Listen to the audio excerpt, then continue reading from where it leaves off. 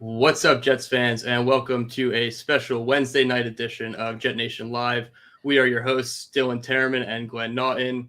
A little bit of a scheduling change. Glenn has some weekend plans to do, so we're sneaking one in on Wednesday. There was a little bit of buzz, quarterback news related to the Jets, so we're here to just discuss it all. So, Glenn, how are we doing tonight?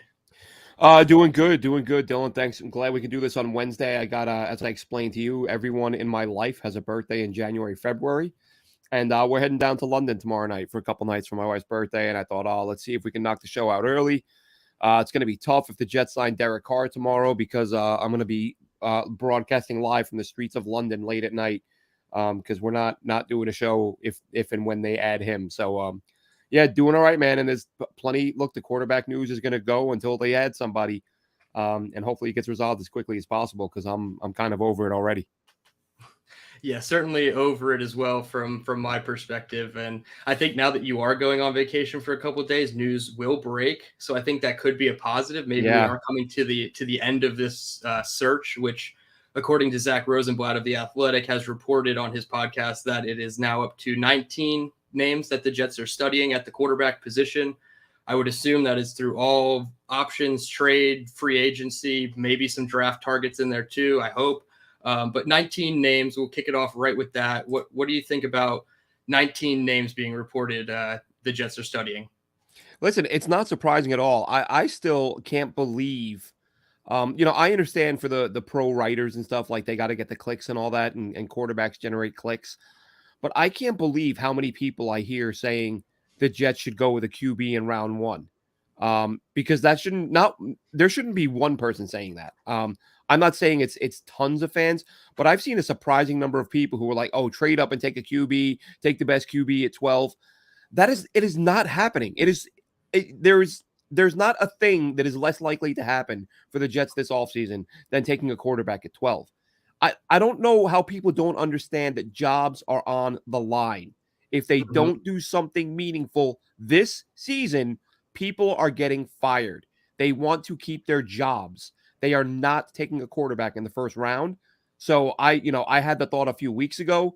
We've been talking about the big names, the obvious names, but I started to wonder about guys like Ryan Tannehill. I think I tweeted his name out a few days ago as an option and saying that because we've talked about it, right? We've said, what if the Jets go all in on Carr and Rod?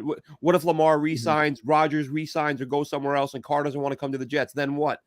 It's a good question because the answer most years you would say, well, I guess you got to draft one. They're not doing that this year. No, they're doing what they need to be. If they're looking at 20 quarterbacks who are currently on rosters or set to be free agents, that's what they need to be doing because a rookie quarterback isn't coming here unless it's in the mid-later rounds. Or, okay, maybe the Jets trade down and add an additional one and take fine. But if they're sitting at 12, they are not taking a quarterback. It isn't happening. They don't have the time for a project to develop a guy. And anyone you're getting at 12 isn't going to walk in and win 12 games. Isn't going to walk in and win 10 games. Might not win 8 games. Like another 5 or 6, 7 win season. And at least some people are getting fired. And they know this. So anyone thinking that, they're going to go with a QB. I saw there was a mock the other day. Was it Chad Forbes? Somebody had Anthony Richardson at 12, which was because honestly, his next 2 picks were awesome. He had like Richardson at 1 in the first round, which was gross. And then he had Henley in the second round, and another player who I've been raving about all year in the third round. I was like, Jesus, if he would have gone Skoronski or a tackle in round 1, I would love this mock. But they are not taking a quarterback. It's not happening. So, they need to be looking at every single veteran in the league who they think they can acquire one way or another, because it is possible that Aaron Rodgers comes out and says, I'm retiring. Or, you know what? I'm going to stay in Green Bay. Or, I want to go to Team X. And maybe the Packers, are they willing to work with him? That's the one interesting thing. Maybe the Packers aren't going to, we'll see how that relationship is. But look, I want Derek Carr. I've made that clear. But Derek Carr might want warmer weather, and so he might. I see people say Joe Douglas. And I've said if the Jets aren't the highest bidder, then that's a fail. But if they're the highest bidder, and Derek Carr says, "Look, man, I want beaches and sunshine. Like that's where I grew up. That's where I spent my whole life in California. A couple years in Vegas, obviously. But if Carr wants to go to warm weather, like not just a few months out of the year, warm weather, there is not a single thing the Jets can do about that. And if they lose out on him for that reason, that's fine. But say Baltimore, franchise tags Lamar, there's a chance they'll miss on all the big guys, no matter how hard they try. Because you can't force guys. You can't force the Packers to trade Aaron Rodgers to you. You can't force Derek Carr to sign with you. So you're going to have to do what you can. So I'm glad they're looking at a bunch of guys because the guys at the top of the list are no lock. Yeah, and circling back to the draft conversation, we've maintained on this podcast that is not an option dating back to the early like weeks of this podcast being started on YouTube, and it doesn't make any sense. You look at the top 4 names that are being mocked, it's CJ Stroud, Bryce Young, Will Levis, Anthony Richardson, in whatever order you want to put them. And yeah, you sit at 13, you're not getting anything but the 4th best one. Maybe not, so it doesn't make any sense to trade up to try to get one unless it's the best one and you're not getting all the way up to number 1. And clearly after Jim Irsay's comments yesterday, they're doing whatever they can to get Bryce Young. So I could see them being the first overall pick. But yeah, the Jets, it doesn't make any sense for them for a rookie standpoint. Now, if you want to talk about day 3 or like early day 3 guy, round 4 or 5, like a Jake Haener, like we've talked about, sure. That's fine. I'm cool with that because he's not going to start. He's not probably going to play in 2023. He's going to just be a developmental guy behind the veteran that we need for 2023. So then you look at the veteran market. Obviously, I know Tannehill has been the hot name floated around. The Jets are higher on him than we want to believe, us being the fans. And that's all well and good. I think the best way I've kind of wrapped it up to people on Twitter is just hope that whatever quarterback the Jets make the biggest push for, whether it's Rodgers, Lamar, Derek, Jimmy, whoever, just make sure that whoever they push the hardest for, they get.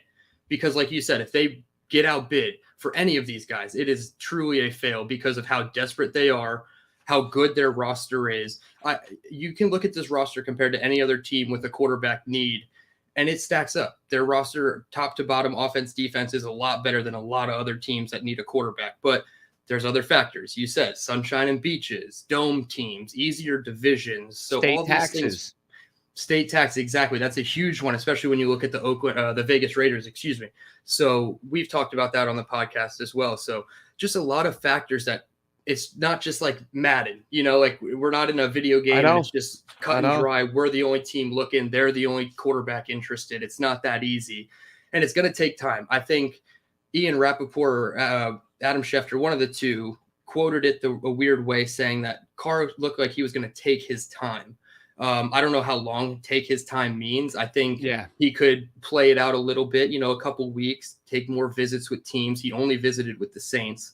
The Jets did call about Derek Carr. They had a conversation with the Saints. It never came to fruition in terms of a visit, but that doesn't mean they're going to not try for him on the open market now. You just got to hope. Yeah, all that means, the Jets called, and as was reported, the Raiders, he was only going to visit teams that agreed on trade compensation.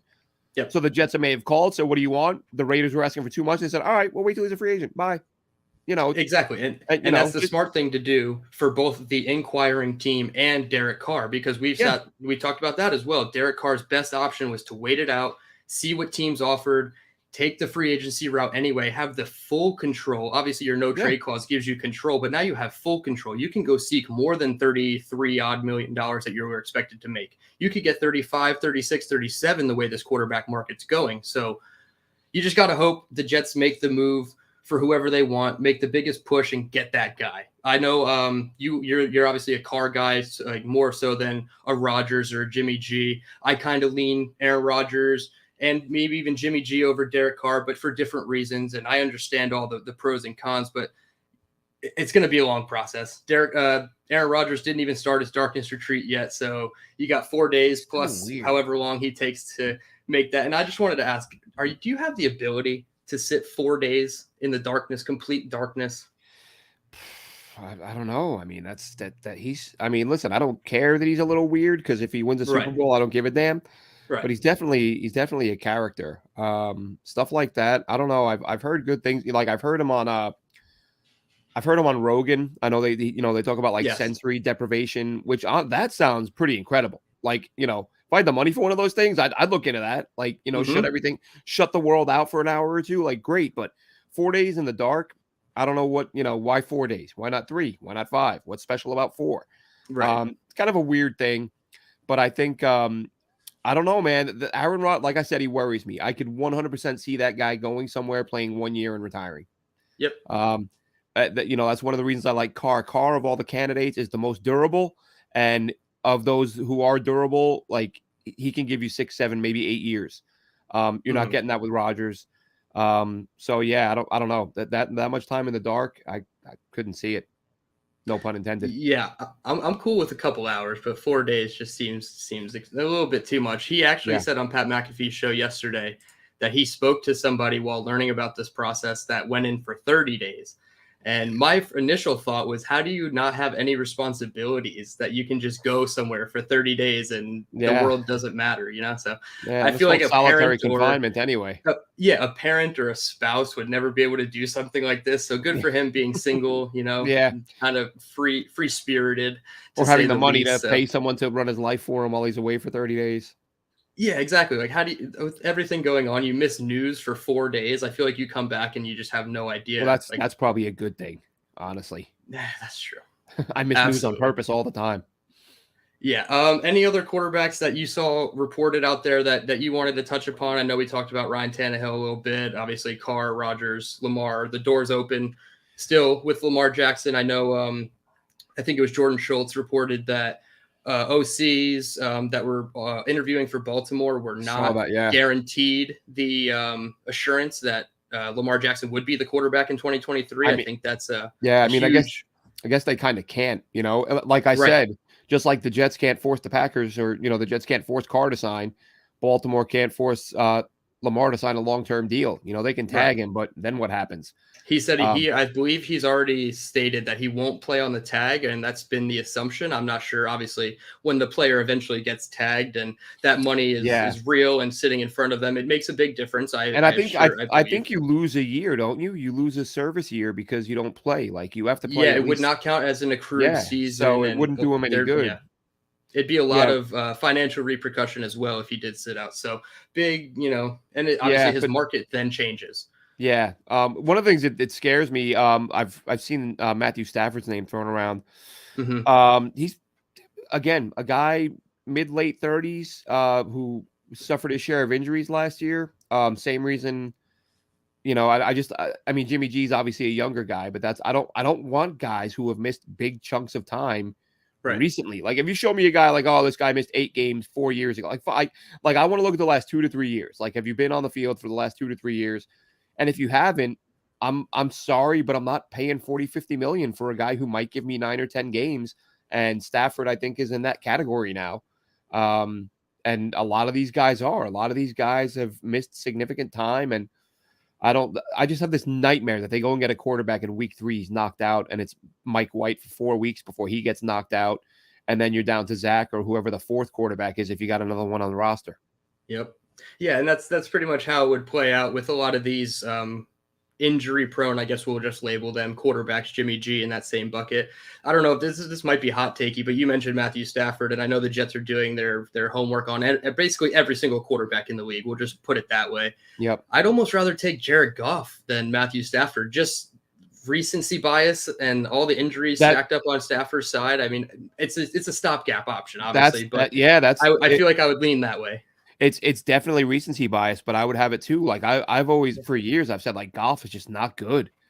But now he just had probably his best year in the last 4 or 5 seasons. So, did the light come on? The problem is, what you worry about is that, was he just perfectly married with the right staff and the right system, and it worked out for him, because he was pretty bad.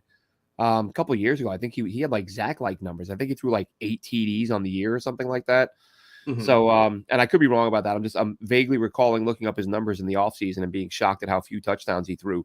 So he's, but yeah, I mean, if I got to choose between those two, give me Goff. Like, he's bad. I hate that I even said that.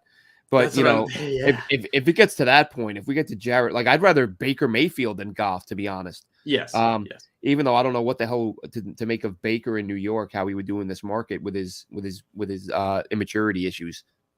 Yeah, that's another path that hopefully that's option J on all the letters of the alphabet. You'd hope that they'd get to J before they have to sign a Baker Mayfield. So let's hope that we could stay in the A, B, maybe C range for the options of the Jets, because outside of that, you're really banking on a lot of luck, a lot of questions being answered about quarterbacks, and a lot of red flags. So it's a tough one. I think we should transition now. There was a hiring made in the Jets coaching staff. They hired Todd Downing, another Tennessee Titans coach. He was the former offensive coordinator, let go at the end of this season. He is now going to be the Jets run game coordinator, I believe, if I remember correctly, run game coordinator. So now that makes 3 offensive hires. No, pass game coordinator. I'm sorry. I was going to say, I think he's pass game. He's the pass game. Now you have Nathaniel Hackett, OC, Keith Carter, offensive line and run game coordinator, and now Todd Downing, pass game coordinator.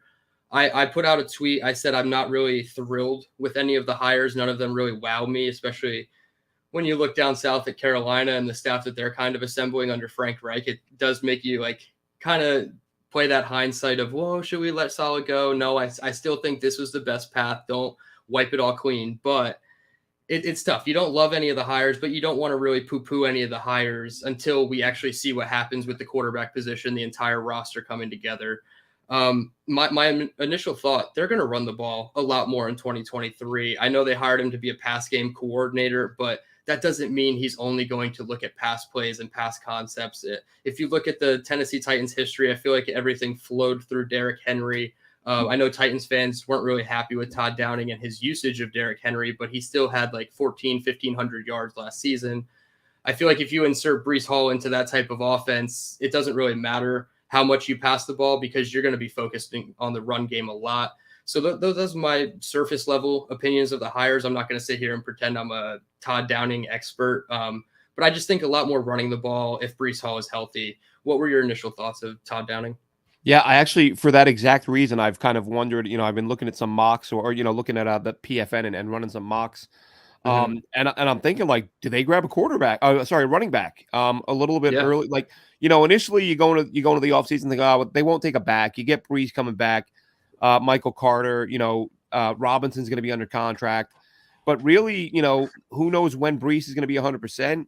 Michael Carter didn't look great at the end of last year, although I still think he's a really good player. O-line was terrible.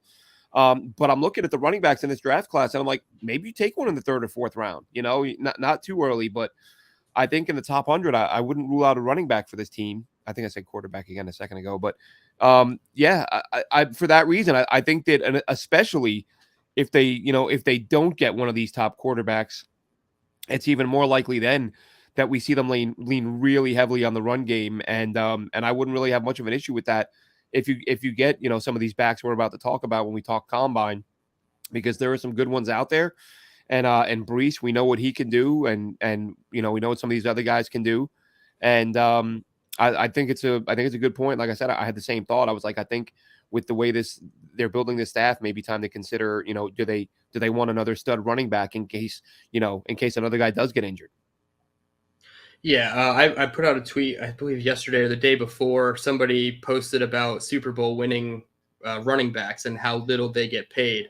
And I quote tweeted it and I said, I feel like we're at the point of the football life cycle, the evolution of football, where you are looking to draft a quarterback, a running back, and a wide receiver in almost every single draft class. It doesn't mean, your first pick or your top 50 pick or whatever. At some point in those drafts, you have to get those 2 of those 3 positions in almost every single draft. So that's 3 of your picks. I feel like it's becoming so dominant that way. Obviously, wide receivers are the talk of everything. They're becoming like the next quarterback position. You got to take one every year.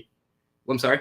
You got to take one every year. And exactly. I've always been like, find them in the late rounds because you can, but just in the last 4 or 5 years, with performance plus salary, has made receiver like it's got to be the top of your list every year. Top 3 rounds, you got to take a receiver. I think like the average for the last 3 seasons of drafted wide receivers is like low 30s. So you're looking at, you have to study 35, 40 different wide receivers almost every single year. And they're very different shapes and sizes. We'll talk about them. Obviously, there's a lot that I like the smaller, shiftier guys, and you have the big, tall 6'4" guys that still run vertically fast down the field. And yeah, you have to get one every year. I'm not going to say running back. Yeah, top 100. I agree with that. Not first 2 rounds, probably third round or the beginning of the fourth round. I could agree running with back, that. I'd be more willing to wait, especially if you're talking like for the Jets situation, they're looking for a second, third guy.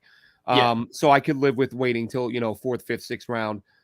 Because I mean, look, I left out Bam Knight, undrafted free agent who played really well, so. Yep.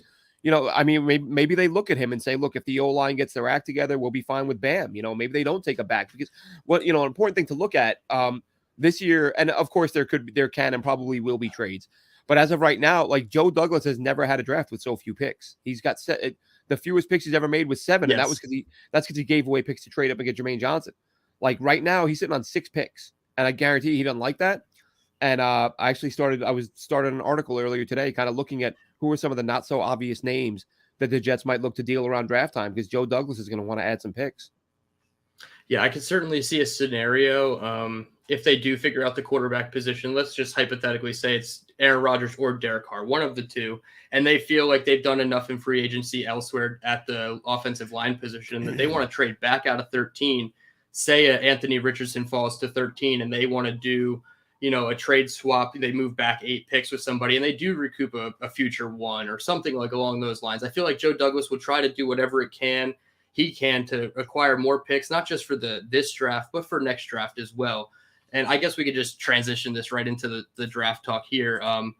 I wanted to lead with this before we got into the combine talk. And I think it's very interesting. The Jets do pick at 13 overall because Todd McShay, I believe it was Todd McShay, came out and said he has 14 first round grades on players as of right now. Obviously, things can change with the combine, course, but that sounds like an incredibly low number when you look at other years. I feel like the average is about 18 to 24 in that range of first round picks. You're never going to get 32 first round picks in the draft class. That's just unheard of. But 14 is very interesting because that leaves very little room for error if the Jets do even stay at 13 and take a pick. Now, if they move back, they're really in a range of they don't have first round talent unless they feel like their board is different, obviously. But I thought that was interesting. What are your thoughts about 14 first round grades?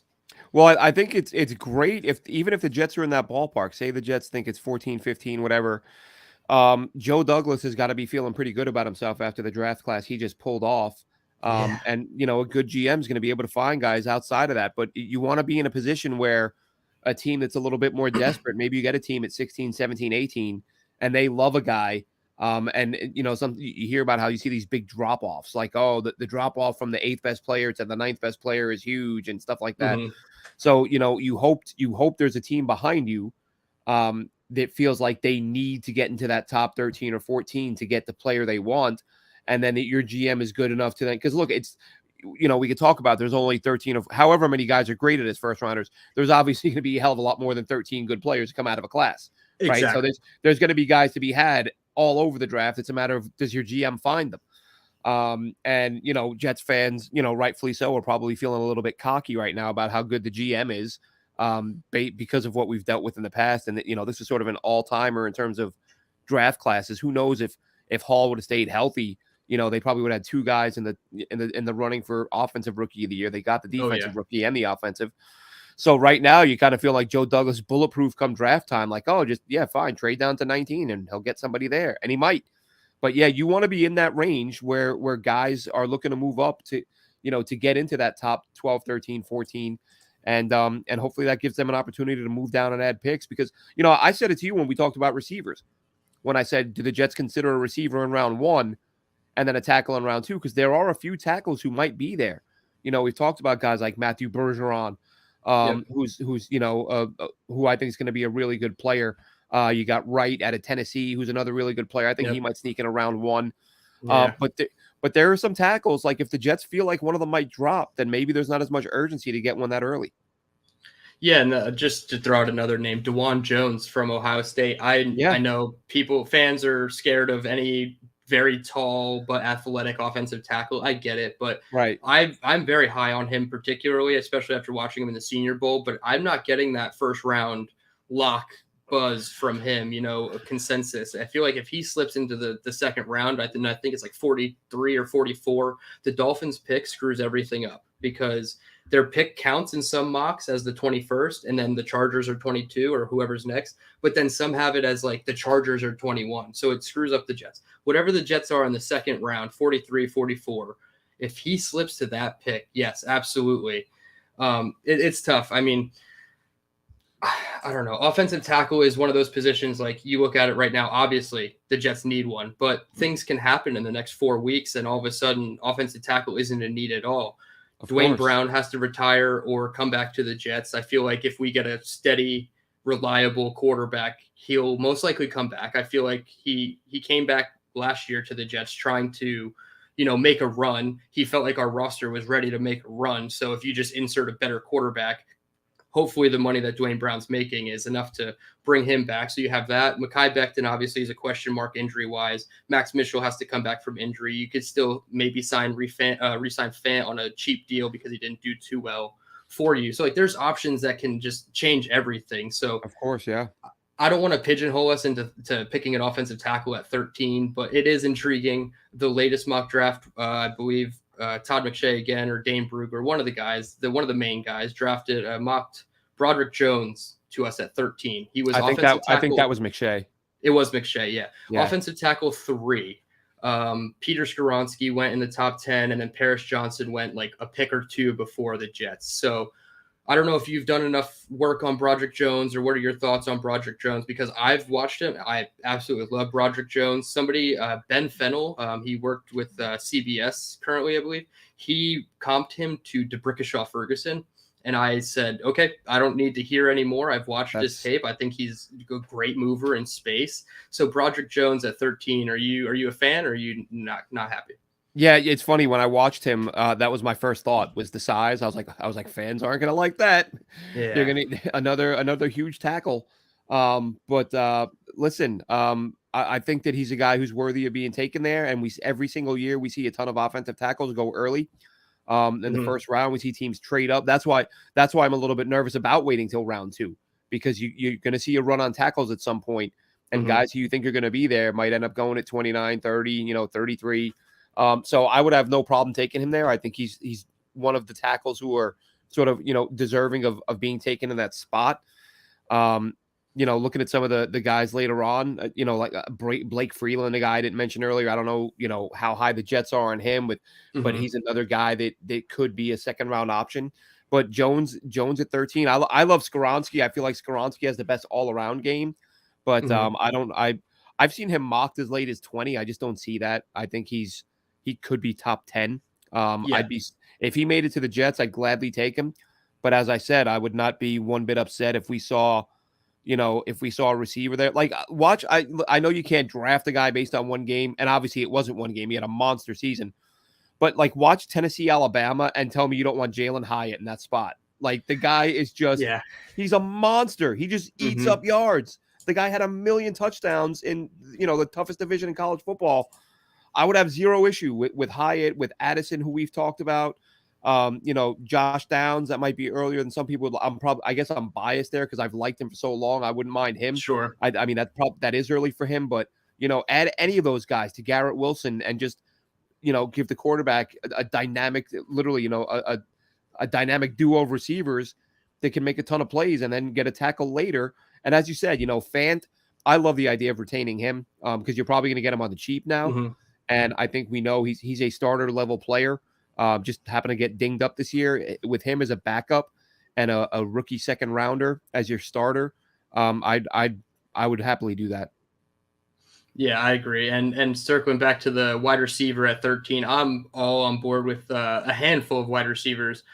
I don't know if I'm fully there on Jalen Hyatt. I'm literally in the middle of watching Jalen Hyatt, but I do have some funny stats here. Watch that game, man. That Alabama. His 5 touchdown game. It's literally the next one on my list. And I think I have Kentucky. Just like the separation is like it's unbelievable. The way that I don't know, whoever their offensive play caller is, or their, whoever designs their plays does so well getting both him and Cedric Tillman in space. It's wild. So with Jalen Hyatt specifically, 2021, he played 321 snaps. So not a ton of snaps. He's probably rotational type player. 96.8% in the slot.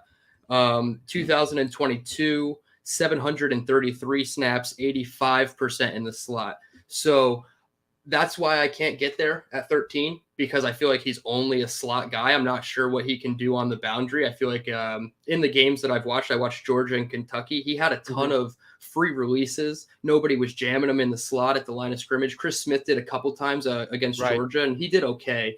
But that would be my only concern, my only pushback. But yeah, Jordan Addison, Smith and Jigba. I'm not high on Quentin Johnston, but I could understand it if they got rid of a Corey Davis. Denzel Mims doesn't seem like he's for long on the roster. So you're going to need a tall guy. I'm not in love with him. I think he's got a lot of question marks, but if they went in that direction, okay. But yeah, I can see wide receiver at 13.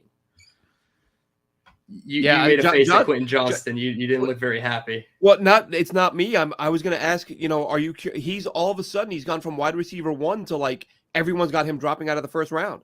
Yep. So he's one of the, I say it every year, man, that, whether it's coaches, players, like when guys aren't where you expect them to be, I'm like, and I say it all the time. I'm not saying there is, but my first thought is always, what's going on behind the scenes?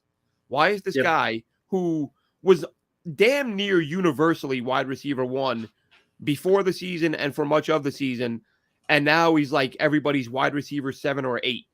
It's not like he had a bad year, I mean, he made some great plays this season. I don't know what it is. And now every time I hear his name, I'm like, what's going on there? Why is he from wide receiver 1 to wide receiver 8 in a matter of a couple of months? It just makes you wonder, are people hearing things behind the scenes that they're like, okay, I'm going to take that piece of information. I'm not going to share it, but I'm going to take it into account when I do my mocks. And this guy's not going middle round 1 anymore. He's now going, early middle round 2. Yeah, I think we're seeing the transition of mock drafts becoming more predictive into more informative based decisions. And it's not necessarily the team that's going to draft him, but all it takes is, you hear 1 or 2 teams is interested in player X. All of a sudden he shoots back up into the first round. We're back to McShay's mock. He actually had Quentin Johnston going to Houston's 2nd pick at 12. So I thought that was very interesting. He's finally getting back into that first round category. But when I watched him, no, I didn't think he was a first round player, maybe a trade back end, get in the back end of first round player.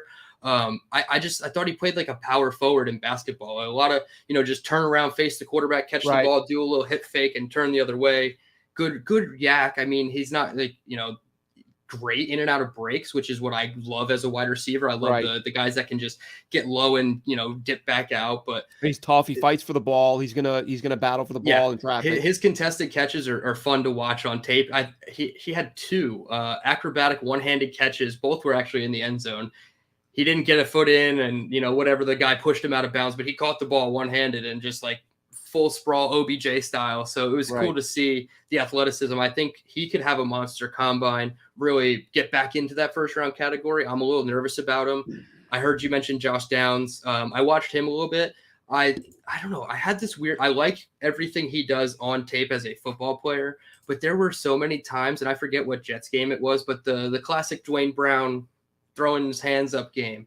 I don't know. It might just been the game that I watched of Josh Downs, but he was so mad at Drake May. Every single pass was low. He was throwing his hands up, and I just wrote it down for the first game. I watched 4 games of him, and he didn't do it again. But I just thought that was interesting. I was like, I mean, yeah, the pass was a little low there. You're like, whatever, you weren't the first read here. But I just thought it was interesting. But everything as a football player, loved it. I could totally see him probably in the 2nd round. I don't know if I'd go 13, but another trade back end of first round. I'd be surprised if he makes it out of the first round. But listen, there's going to be guys who you think will go round 1 who won't, right? Like, exactly. you watch us, and like you said, recency bias plays a huge role in it. There's guys that, I'll pick a player that I want to watch, and I'll watch 3 or 4 games in a row. And, just from constantly watching that one player, you're like, oh man, this dude's like, maybe he's a round 1 talent. You talk yourself into it. Yeah, exactly. Yeah. From watching a guy make plays, and you have to remind yourself that there are other players out there that you're going to be watching who are going to impress you just as much and sometimes more. Yeah, sometimes it's too much exposure to a player could be a bad thing, and obviously not enough exposure to a player is definitely a bad thing. I think you got to try to find that even balance. For me personally, I just try to watch 3 games, take solid notes on those 3 games. Obviously, these aren't, all 22 cut-ups that are getting sent to me. That's the thing. That's what makes it tough. It's so tough. Wide receivers, corners, safeties, everything. It's just if it's not an offensive or defensive lineman, maybe a linebacker that plays in the box a lot. Exactly. It's so tough to see anything really. So we're just kind of speculating and everything. But yeah, it's tough. I don't think I'm gonna end up with anywhere near 20 something first round grades on guys, and that's just my stupid little dopey grading system that I have, maybe 15 right now. I don't think it's going to get too much higher than that. And I also don't value quarterbacks. They're very low, not like low, but I only have Bryce Young and CJ Stroud as a first round guy. So that factors into other people's, the experts' equations who have 4 or 5 quarterbacks as a first round grade. So I don't see it as a strong draft class, but I could see a trade back. I'd prefer a trade up in certain situations, I think, from Joe Douglas. I think the roster's at a point where if you add a couple pieces in free agency and you plug a couple holes, you're only 3, 4, 5 draft picks needed to be a complete team. I don't think we're in the realm of needing 10 draft picks anymore. I would like to have more than 6 going into the draft, but I think Joe Douglas could actually make it work if you just plug a couple holes. Obviously, we can talk about a different position, but last offensive tackle I want to bring up before we move into like second, third, fourth round guys. Wanya Morris from Oklahoma, the offensive tackle. He was down in Mobile. Yeah. I don't know if he's going to be a left or right only type of player. He played a little bit of both. I liked him a lot. He was a good mover. They listed him at 6'4", almost 6'5", 317, 85 and 3/4 inch wingspan. And I think that is a really good number. Obviously 35 and 3/8 arms is well above the threshold for offensive tackles. The chalky number is 33-inch arms for offensive tackles, and 35 and 3/8 is well above that. So Wanya Morris was another guy. I mean, maybe a second-round guy, maybe a third-round guy, but another offensive tackle I wanted to throw in the mix there. You mentioned it, Deion Henley. I want to talk about him and some of the linebackers going into the combine, kind of jumping back offense, defense here. I did think it was weird when the list came out. Did you notice that there was like a lot of edge players with the linebackers and kind of vice versa, like smaller edge guys in the D-line group? It made it very confusing. Like Will Anderson was listed with the linebackers, so it totally threw off my spreadsheet. I had to move them all around. I think they'll eventually change it and have him go with the defensive lineman like he should. That's the thing. You get all these tweeners, and it makes it tough to say where a guy's going to play. Yeah, exactly. But the first guy on my list, I'm looking at it alphabetically, is a guy that we've talked about numerous times on this podcast, both you and I, and on Twitter, actually, Yasir Abdullah. I'm really excited to see what he does. I haven't gotten any exposure. He was at the Shrine Bowl. I've watched, obviously, a couple of his games from this year. He's listed at 6'1", 234, so I feel like that's kind of the smaller end of the spectrum for a linebacker, but I know that you have a couple clips of him. What were your thoughts on Yasir Abdullah specifically? Can play the pass, play the run, good to get to the quarterback, and here he is playing the pass against Pitt, makes a big play here for the interception, gets in front of the receiver. He was actually and I forget I don't remember the fan's name because it was a while back. I gotta thank a Louisville fan because I mentioned him. I forget, I may have been FSU that I watched him against initially, when he really jumped out. And the guy told me, he said, if you really want to see him play, watch the Pitt game. And I'll tell you what, man, it's one of the best individual performances you'll ever see, especially in the second half. He was unbelievable in that Pitt game. You can make him a draft highlight reel just in that game. All over, you see him there, getting through the interior of the offensive line for the run stuff there. He was getting to the quarterback. He may have had 2 picks in that game. I know that was one, but that I had a second ago. But he just a guy who can do a little bit of everything, and he can do a lot of things really well. He's, there's a few guys, you watch enough of these players, and you start asking, like, why the hell is this guy not getting more love? Like, why is this guy not at the Senior Bowl, stuff like that? Here he is in coverage. He drops back, reads the quarterback's eyes, jumps up, bats the pass down, forcing the incompletion. Just a really nice job here. Again, he does so many things well. He affects the games in a lot of ways. I'd love him to be a Jet. And he's one of those guys I watch and I say, I can't see him being there like in the later rounds, but I'm not hearing anyone talk about him.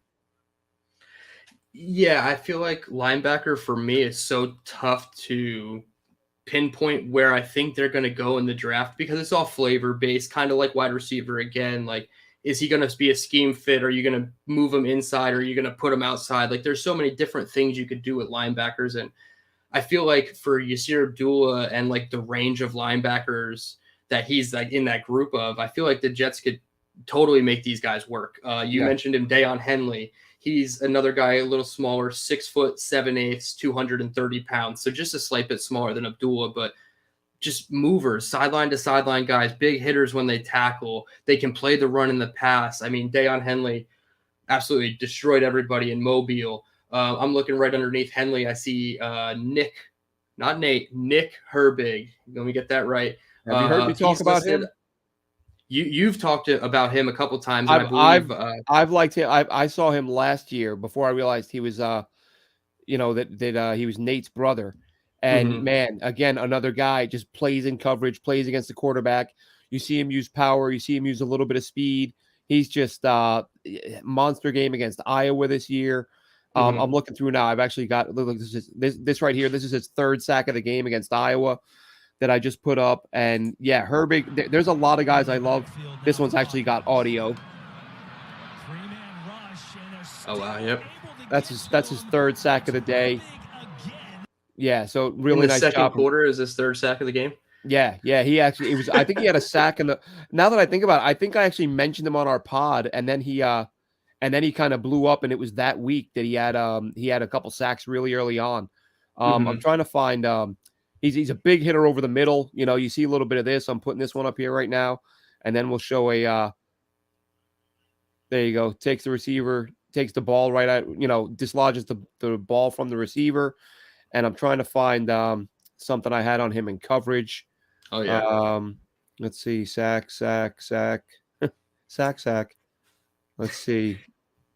I think when you know that he's Nate's younger brother, I think that just adds to all the hype. I mean, I understand everybody's kind of weird about Quincy Williams. Should we pay him? Should we not? Should we pay him to keep Quinnen happy? And obviously, it wouldn't get to that point with Nate and Nick Herbig. But I just think when you could have brothers on the team, I just feel like the chemistry is going to be A1, even if they're on special teams together or something, like they're going to do something funny or something crazy. And it's always a good time. What's this last clip? Is this another Nick Herbig? This is Herbig, I believe, in zone coverage, breaking up a pass against Ohio State. Oh, yeah.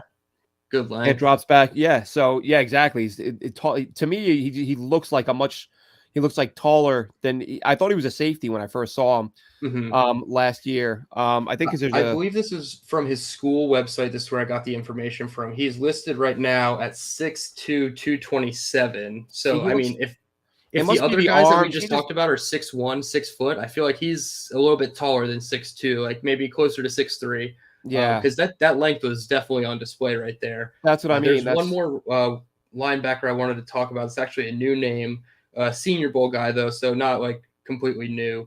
Tulane, I know everybody's talking about Tajay Spears, the running back, but Dorian Williams, the linebacker, I don't think he's like a true Mike guy, but I feel like he could, come in as like a Sam or a Will and become a Mike later on and take over that CJ Mosley role. But again, very small. These guys are so small, and it's so tough to tell. But like what I saw from him in the drills and like the competitive periods, I felt like he was a good communicator, which I think a linebacker has to be. Like A1, you have to be a good communicator.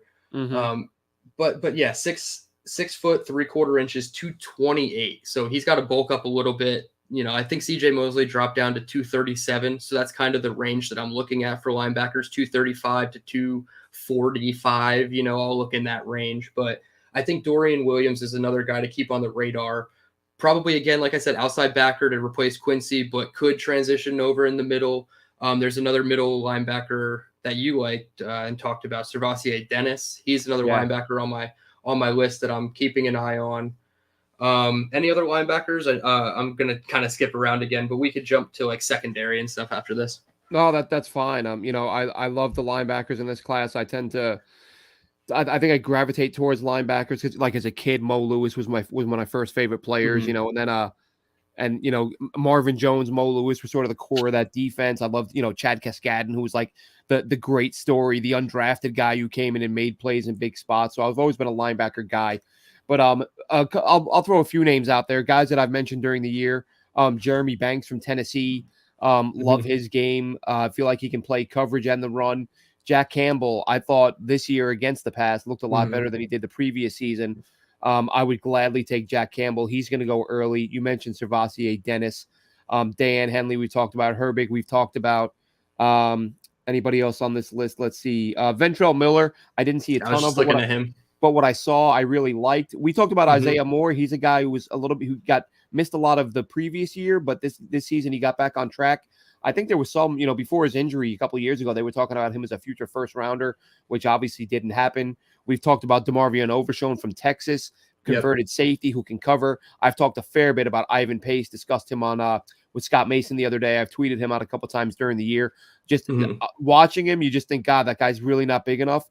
And then you see him in the Senior Bowl taking on much bigger guys and shedding guys and making tackles. And all right, maybe he's compact too. Yeah. He's 5'10 and sorry to cut you off. He's 5'10 and a quarter, 231. So yeah, you could definitely tell that he's a smaller linebacker, but no, he does not play like it. Not at all. Yeah. And Drew Sanders is a guy who I honestly think he'll be gone by the time the Jets make their second pick. So he's kind of a moot point. Lonnie Phelps, I haven't seen a lot. I watched a fair bit of Kansas because they had some guys I really liked. Didn't take a lot of notes on Phelps, but he played great in the Senior Bowl. So I'm going to double back and look at him again. I forget which wide receiver I was watching, but Lonnie Phelps popped off with a sack or 2 sacks right back to back in the one game that I watched of the team playing Kansas. So yeah, Phelps was somebody, I think he was a late addition to the Senior Bowl, one of the very last invites. So he did pretty well, actually. He had a couple good speed rushes against some stiffer offensive tackles and really exposed some of those offensive tackles with his speed and bend. I did want to mention real quick before we move on, Noah Sewell. There are a lot of conflicted opinions about Noah Sewell. Yeah. I'm trying to find his measurements. They have him at 6'2", 260. That's his school height and weight. I don't know if that's accurate at all, but I know that he is a heavier linebacker, and a lot of people question his lateral mobility, his ability to go sideline to sideline in space. I think he's a good hitter. Did you have any thoughts? I haven't watched him enough to speak intelligently about Noah Sewell, but I just know that he's getting a lot of conflicting scouting reports. I'm actually in the same boat.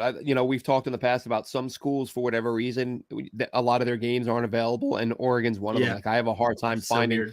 I find a lot of condensed games, which are those are okay for an emergency if you want to get a look at a guy, but a guy who's who people are talking about as a first or second round guy, I'd love to watch full games every snap.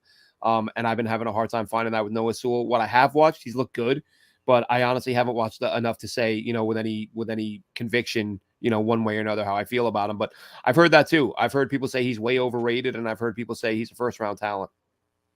Yeah, I'm excited to see exactly how he plays out specifically, because linebacker is a need for the Jets, whether they re-sign Quincy or not. I feel like they could take 2 linebackers, honestly. Yeah, I've said it on this podcast that if I was to re-sign one of the linebackers, I personally would probably re-sign Quan.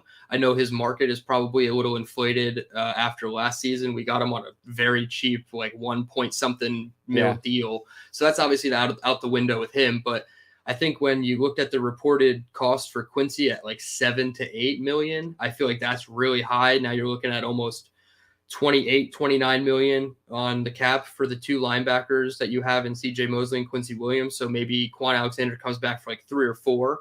And I feel like that's a discount, but you still have to draft at least 1, probably 2 at this point, depending on how that works out. And depending too, honestly, how they feel about Sherwood. He did get a little bit of run last year. I thought, granted it was only preseason, but I thought he looked like a much better player in the preseason year 2 than he did in year 1. So if they think he's going to take another step, I think the Hamza Nasruddin project is over. The guy, I get he was a day 3 pick, but that's 2 years in a row he couldn't find. And that's, again, as we've talked about in the past, that guy was handed a starting job and was benched halfway through week 2 or 3 and didn't get on the field again, and then couldn't get on the field last year. Yep. So I think, is he a core special teamer for the future? Maybe, but I don't think he's viewed as a guy. And that's disappointing. I really thought, he was going to make that conversion well. I thought he was a guy who could challenge for a starting job. And then when he got it right out of camp, I was like, oh, great. They found a guy.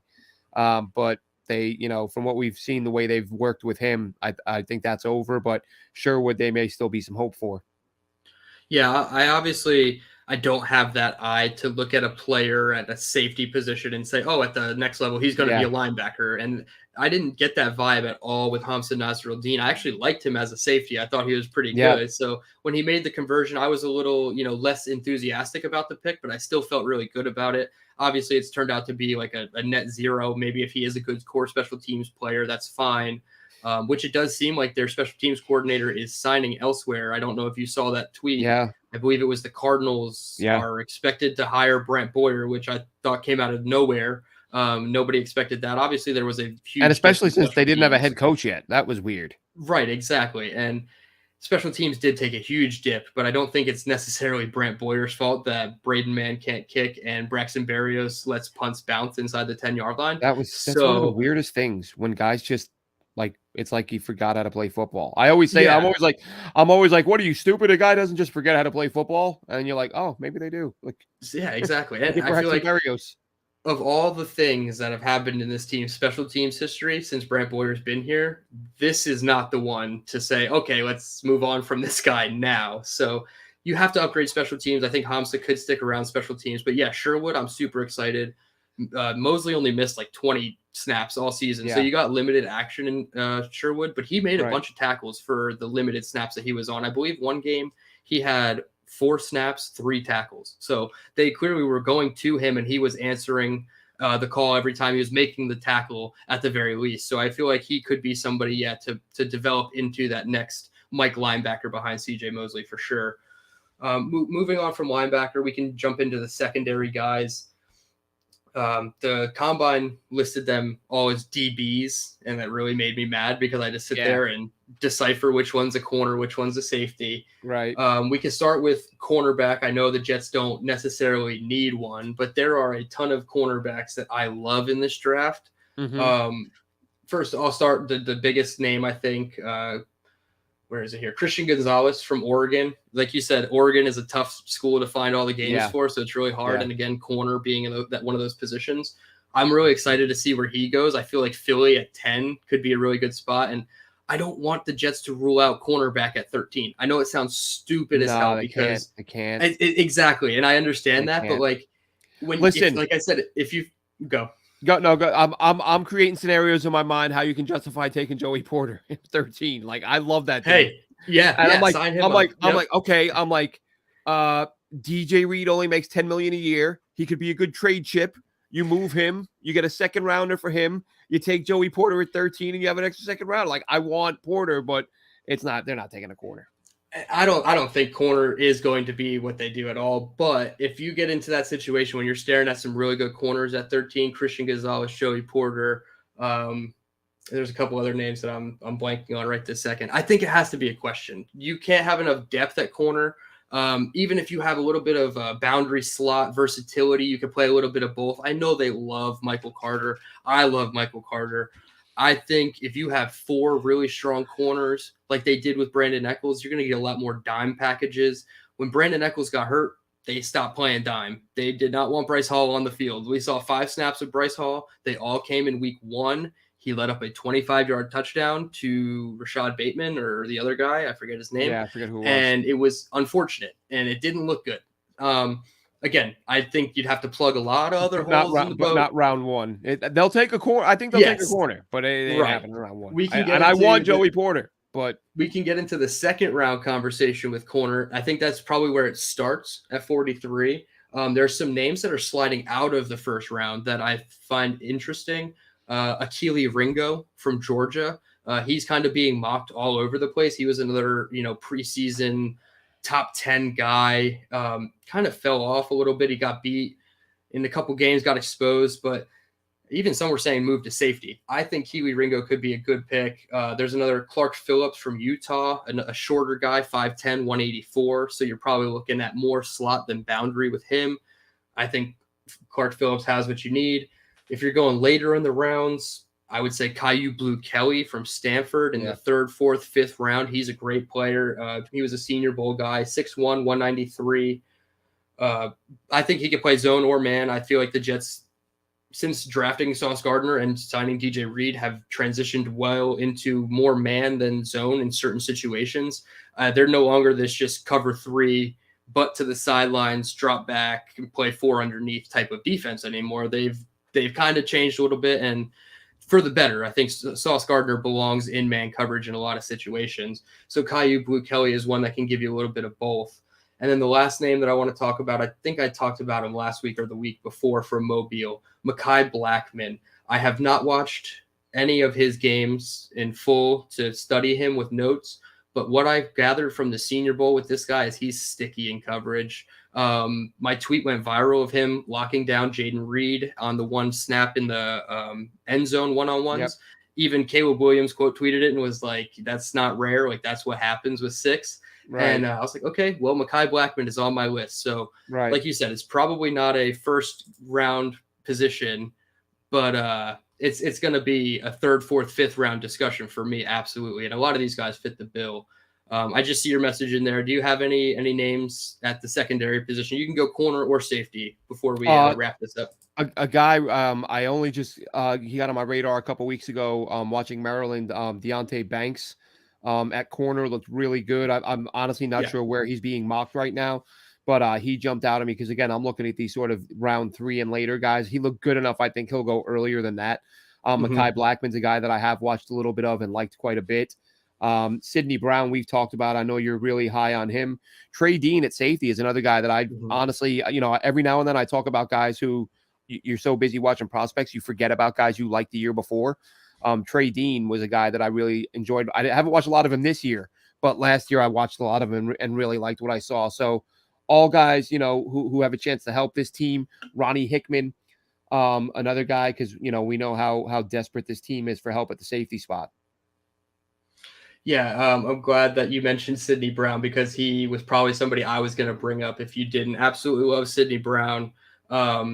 I know free safety, they have Jordan Whitehead under contract. Rich Cimini put out an article predicting that he would not be retained. I think that's just him speculating compared to his contract. And I think they'll probably keep him around. Maybe they restructure. I know you can't just ask all your players to restructure contracts, especially coming out of a 7-win season when you miss the playoffs. So you're going to have to upgrade a safety. I would prefer a free safety, obviously, but there's so many good names at strong safety. Chris Smith II, like you mentioned, Sidney Brown, Ronnie Hickman. I guess he's probably more of a strong and free safety from Ohio State. He was another Senior Bowl guy. JL Skinner, I was a little disappointed in. I felt like they should have put him more at free, but they used him a lot in the box at the Senior Bowl, and he kind of got exposed a little bit.